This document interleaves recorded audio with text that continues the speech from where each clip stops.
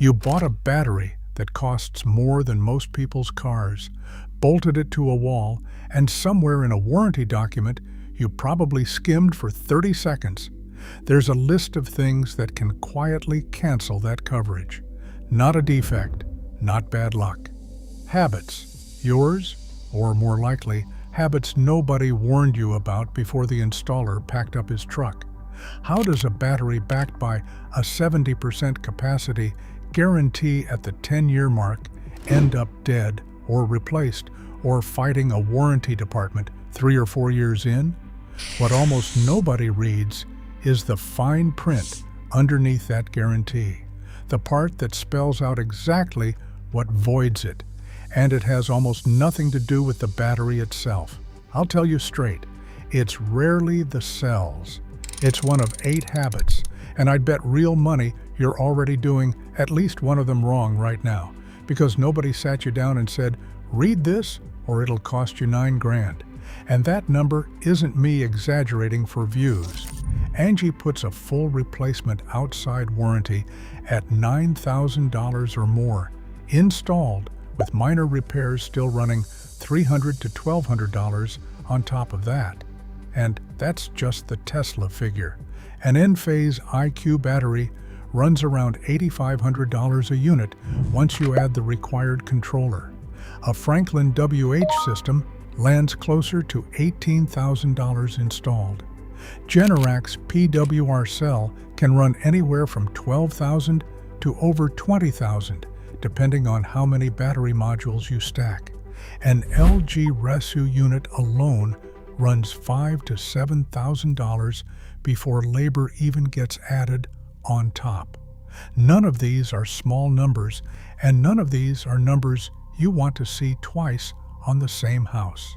So today, we're going through 8 specific things that keep a home battery inside its warranty and actually get you the 10 or 15 years you paid for.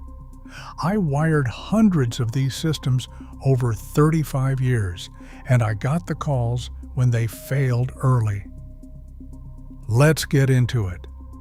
Number 1, use a certified installer and actually register the system. This one sounds obvious. It gets skipped constantly. Tesla, Enphase, Generac, and LG all build certified installation directly into the warranty. Not a suggestion, a requirement. Enphase's own warranty document requires registration within 45 days of install, or your coverage timeline gets murky fast. Generac states plainly that warranty repairs have to run through a Generac certified technician, no exceptions. Here's why this is more than a paperwork technicality. Electricians in forums like Mike Holtz, guys who've been doing this 30+ years, keep flagging the same failure pattern over and over. Lugs torqued wrong. Connections that loosen and arc months or years later. I mean, think about that for a second. That's not a battery defect sitting inside the cells. That's an install problem. And it's exactly the kind of thing a certified installer is trained to catch. And a bargain bin install crew sometimes isn't. If you've already got a system in and you're not sure your installer was certified, go dig up the paperwork. Check the brand's installer locator against your invoice. Boring homework, I know. It's also the difference between a clean warranty claim and a fight that drags on for months.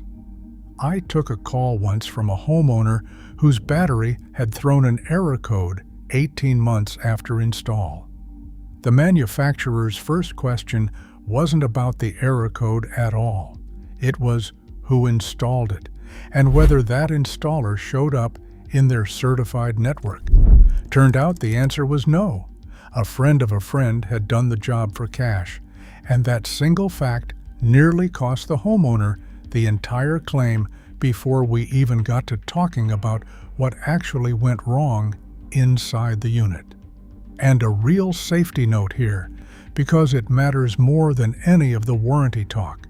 None of this should ever involve you opening a panel or touching hardwired connections yourself. That's licensed electrician territory, permits, and local code included.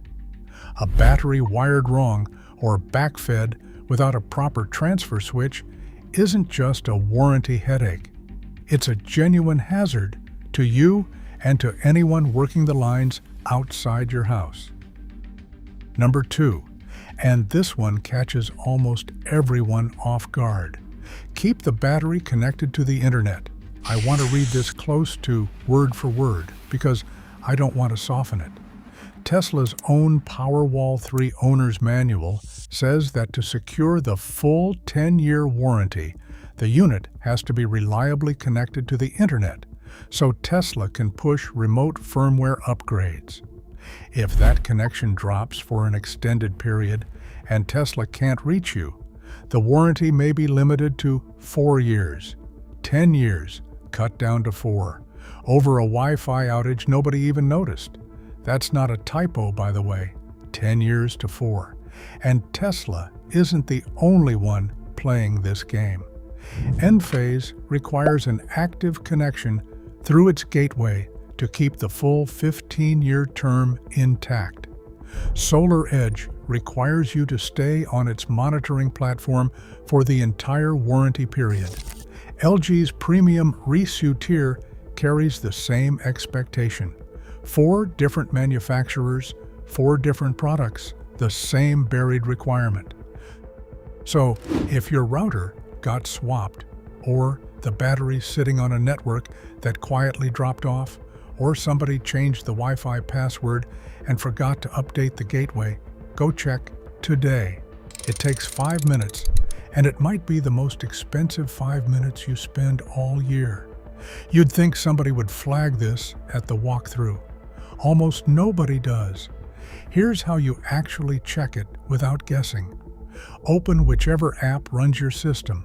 Tesla's app, Enphase's Enlighten, SolarEdge's monitoring platform, and look for the connectivity or gateway status, usually shown as a signal icon or a last reported timestamp.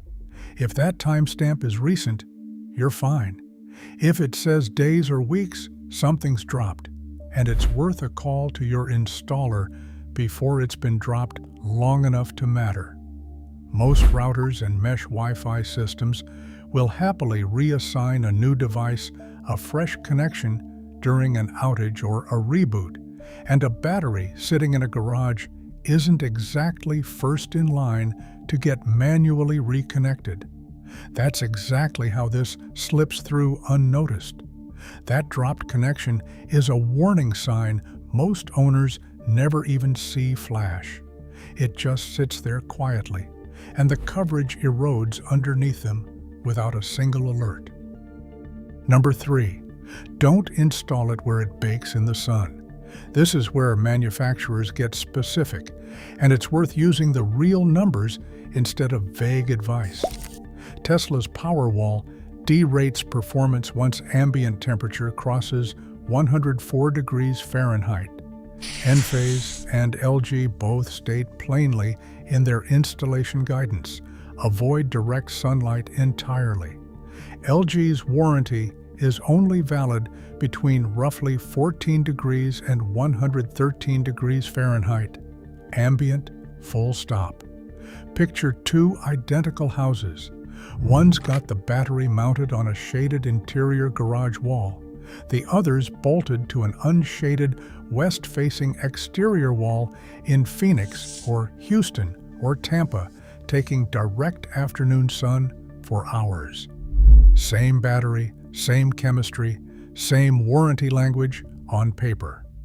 For a while, both of them look completely fine, humming along, no errors on the app. That doesn't last. 5 years down the road, one of these is still healthy and one of them isn't, because heat does quiet, cumulative damage the whole time nobody's watching for it. If you're still in the planning stage on this, this is the cheapest, easiest item on the entire list to get right. Shade it, vent it. Don't let it turn into a solar oven for lithium cells sitting against your house. Cold climates get less attention in this conversation, but they're not off the hook either. LG's warranty language sets a floor around 14 degrees Fahrenheit, and charging any lithium battery well below freezing can cause real, permanent damage to the cells if the unit isn't managing that properly on its own. The good news is most modern home batteries have built-in self-heating or charge cutoffs specifically to prevent that. Tesla even offers a cold weather kit for homes that see extended stretches well below freezing. Heat is still the bigger, more common problem across most of the country, but if you're in Minnesota or Maine, don't assume cold is a non-issue just because everyone talks about Phoenix and Houston. Now here's the part I actually want you to sit with, because none of this is theoretical, and it's the reason I'm putting it right in the middle of the video instead of burying it at the end. Everything that makes heat convenient to ignore, the fact that the battery keeps working, keeps showing a green light, keeps charging and discharging like nothing's wrong, is exactly what makes it dangerous. The damage is invisible until it isn't. Battery University, which is about as dry and technical a source as this industry has published the real numbers on heat and lithium degradation. Roughly 20% of cycle life lost operating around 86 degrees compared to room temperature. 40% lost around 104 degrees. 50%, half the battery's usable life, gone at around 113 degrees sustained. That's not a rounding error. That's the gap between a battery still healthy at year 12 and one you're replacing at year 6. And that's just the cycle life math sitting quietly in the background. Now, let's talk about what happens when heat stress actually goes wrong out in the real world, because this next part isn't a projection, it's on the record. In November of 2025, the Consumer Product Safety Commission came forward with the number itself, an official recall on the Tesla Powerwall 2, 10,500 units. The CPSC's own language cites 22 reports of overheating, including 6 reports of smoking and 5 reports of fire, with minor property damage reported and no injuries. Tesla traced the cause to a third-party battery cell defect, and it's remotely discharging affected units while it replaces them at no cost. And that wasn't the only recall sitting in that same database. 2 years earlier, a separate report surfaced on LG's Risu 10H, and then another after that. 3 separate CPSC recall actions between 2020 and 2022, covering roughly 23,000 units combined, tied to overheating and fire risk traced back to cells built in a specific manufacturing window. That's the kind of number that makes an insurance adjuster nervous. I want to be precise here, because accuracy is the entire reason you're watching a channel like this instead of some affiliate roundup that never tells you which one's actually built better. Those two, Tesla and LG, are official CPSC recalls, on the record right now, searchable in about 30 seconds. Generac's PWR cell has faced a different kind of scrutiny, lawsuits and owner complaints over an early SnapRS rapid shutdown component that some owners say overheated and triggered lockout errors. Generac redesigned the part in response. That's litigation and a complaint pattern, not a formal CPSC recall, and I'm not going to blur that line just to make the story sound scarier than it is. That distinction actually matters if you're trying to judge a brand honestly instead of just piling on. What all of this tells you is simple. Heat and battery safety aren't abstract worries some blogger invented for clicks. They're documented, government-tracked, real-world events with real case numbers attached. The temperature ceiling printed in your owner's manual isn't a polite suggestion. It's the actual line between a battery that behaves for 15 years and one that doesn't make it to year 6. And if you're one of the owners covered by either of those recalls, don't wait around wondering. Check your serial number against the manufacturer's recall notice directly, not a forum post repeating secondhand information. The fix is free either way, but the sooner you're on record, the sooner it gets handled. 5 minutes on the phone now beats a surprise later. If you're finding this useful, go ahead and hit subscribe. I dig up exactly this kind of buried fine print on generators, solar, and backup power every single week. No affiliate links, just the straight answer nobody else in this space seems willing to give you. While all of that heat and recall data was piling up in government databases, most owners were dealing with something much quieter and just as controllable, sitting right there in their own app. Number 5. Stop parking the battery at full charge, and stop letting it sit dead empty either. Here's a pattern almost nobody considers. If your battery sits at 100% for long stretches, say your backup reserve is cranked all the way up and it just tops off and parks there. That speeds up what's called calendar aging. Same story in reverse if it sits near empty for extended periods. The healthiest range for long-term storage, based on the underlying battery chemistry research, sits somewhere in the middle, not pinned at either extreme. You don't need to babysit this daily. That's not the ask. Most systems have an app setting for this. Backup reserve percentage on Tesla, charge limits on others. That keeps the battery out of those extreme zones during normal day-to-day operation. If yours is set to always charge to 100 and just sit there because you like watching the bar stay full, that's the exact habit worth rethinking tonight. Small setting, and somehow it's one of the most overlooked ones on this entire list. This one trips people up because it feels backwards. You bought a backup battery so it would be full and ready. That instinct isn't wrong for a generator you might need in an hour. It's the wrong instinct for a lithium battery sitting there for months at a time.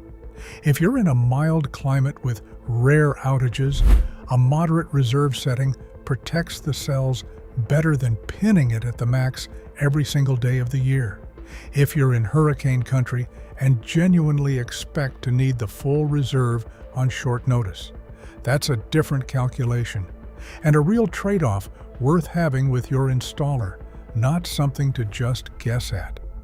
Everything up to this point has been about where you put the battery and how you charge it. What's left is about keeping the software and the sizing honest, and it's just as easy to get wrong by accident without anyone ever telling you. Number 6. Let the firmware updates actually install. I know the instinct. A notification pops up, you're busy, you dismiss it, you tell yourself you'll deal with it later. With a home battery, that habit has real teeth. EG4 explicitly voids warranty coverage over unauthorized firmware modifications. And remember that LG Resu recall we just walked through? The fix for tens of thousands of those units was a software update, pushed remotely. Not a truck roll, not a physical swap for most owners, a firmware patch that landed while the unit stayed connected. If your system isn't staying online and current, you might be sitting on a known issue with an available fix that never reached you. And no, that's not a hypothetical. That's the actual recall remedy LG used. Number 7.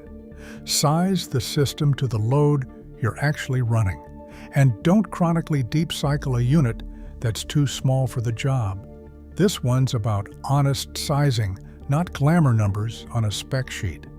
Generac's PWR cell warranty caps out around 7.5 megawatt-hours of throughput per module, which works out to roughly 2,500 full cycles. If you undersize the system and it's grinding through a full deep cycle every single day just to cover your loads, you'll burn through that throughput allowance a lot faster than a system that was sized with some breathing room built in. BLUETTI's EP series and FranklinWH's power units rate their cells for thousands of cycles too, but that number assumes reasonable sizing, not a battery working overtime because it's undersized for the house it's protecting. Anker's SolarEdge warranty caps throughput around 16.5 megawatt-hours, and it also requires you to recharge within 7 days if the unit ever drops to 0%, which loops right back to that empty battery habit we just talked about. These caps aren't scare numbers. They're printed right in the warranty document, and almost nobody asks their installer about them before signing. And I'll bust a myth while we're here, because I hear this one constantly. Cycling the battery hard every single day isn't automatically the enemy. In most home setups, sitting at extreme charge levels for long stretches actually does more damage than moderate daily use does. The problem isn't using the battery. The problem is using a battery that's too small for the job, which forces it into deeper, harder cycles than a properly sized system would ever need. That's a conversation to have with your installer before the system goes in the ground, not a fix you bolt on after the fact once you're already living with an undersized battery. We're closing in on the one number that actually decides whether any of this saved you money in the end. Number 8, and this is the one that protects your wallet if everything else quietly slips. Monitor the battery's health number and act while you're still inside the warranty window. Tesla's app doesn't hand you a clean state of health figure on its own, but third-party tools like Net0 for Powerwall track it against your specific warranty threshold. Enphase's Enlighten app and SolarEdge's monitoring platform give you a more direct read on system performance over time. Generac, FranklinWH, BLUETTI, and Anker all run their own apps doing the same basic job in the background, quietly logging data most owners never once open. Worth knowing while you're in there checking. Some of these warranties have smaller print inside the bigger print. BLUETTI's 10-year coverage on the battery and inverter actually drops to just 24 months on the fans and the Wi-Fi module specifically, a detail most owners never notice until one of those parts fails outside that shorter window. SolarEdge's throughput terms differ depending on which version you own. The lower voltage unit carries a real throughput cap, while the higher voltage version is rated for unlimited cycles. Read your specific document. Don't assume your neighbor's warranty terms match yours just because the brand name's the same. Here's why this last one actually closes the loop on everything before it. That 70% at 10-year guarantee only protects you if you're the one watching for it. If your battery drops below that threshold at year 8 and you never checked, and you don't file a claim until year 11, you've missed your own window, and no amount of arguing gets that back. The number exists. It's sitting in an app on your phone right now. Go look at it. You don't need to check it weekly. Once a season is plenty for most homeowners, maybe once a month if you're the type who likes to track things closely.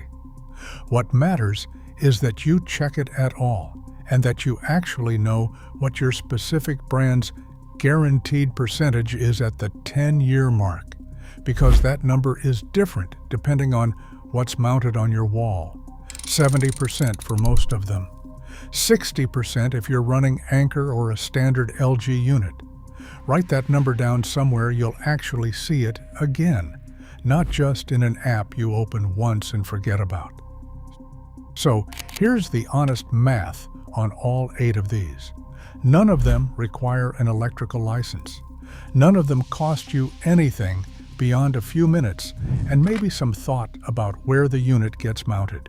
And on the other side of ignoring them, you've got a $9,000 replacement bill and a warranty department pointing straight at the fine print you never read.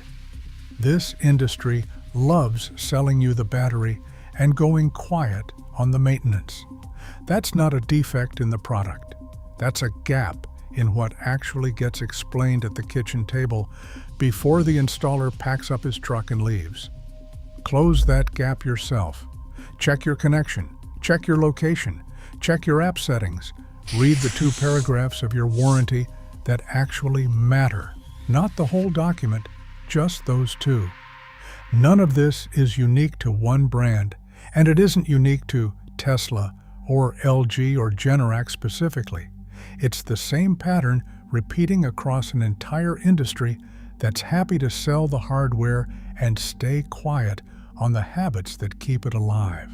Whether you're running a Powerwall in Phoenix, or a FranklinWH unit in a Vermont basement, or an Anker Solix system out in the suburbs. Get the 8 habits right, and the warranty stops being fine print you're hoping never gets tested and starts being exactly what it was supposed to be from day one, a promise the manufacturer actually has to keep. None of this is complicated, and none of it needed 35 years in the trade to figure out. It just needed somebody willing to sit down and actually read the warranty documents instead of skimming past them the way most of us do with anything longer than a page. That's the whole job of this channel, honestly.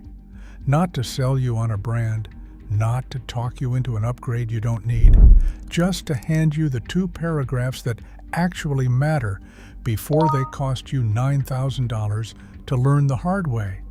If you're weighing which of these systems to put in your own house in the first place, that's a different conversation with a different set of numbers, and I'll get into it soon. For now, go check the Wi-Fi connection on that battery. Seriously, right now, I'll wait.